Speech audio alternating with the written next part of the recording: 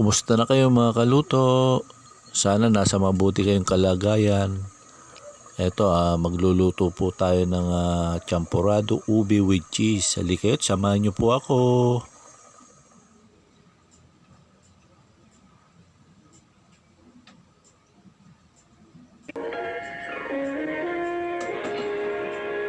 Kauna-unahan sa Pilipinas. Manila Broadcasting Company. DZRA. Member, Kapitana ng mga broadcasters.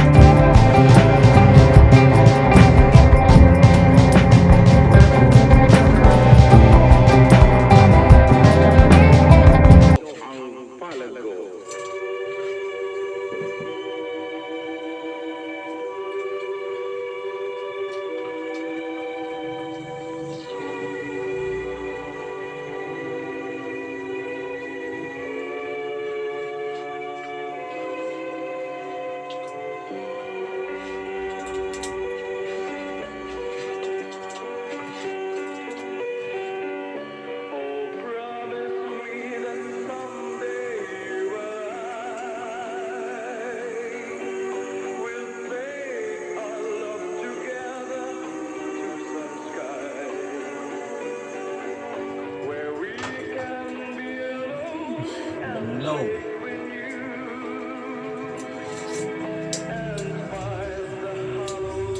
Ayusin, manan, George! Ang nakaraang kabanata.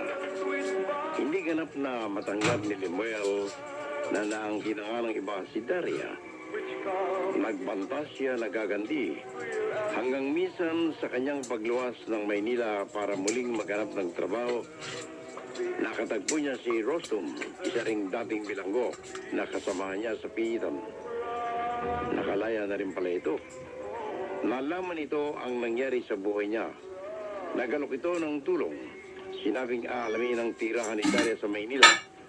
At isang umaga, isang tawag sa telepono ang natanggap ni Daria. Si Lemuel ang nasa linya.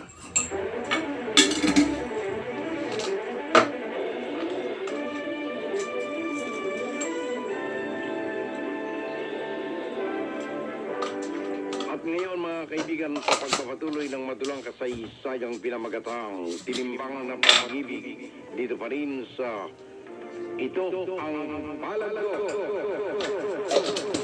Ayun ako, merinda tayo, tika. Champurado nga ubi.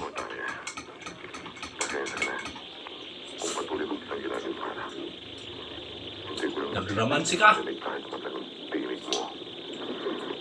Samuel, may asawa na ako.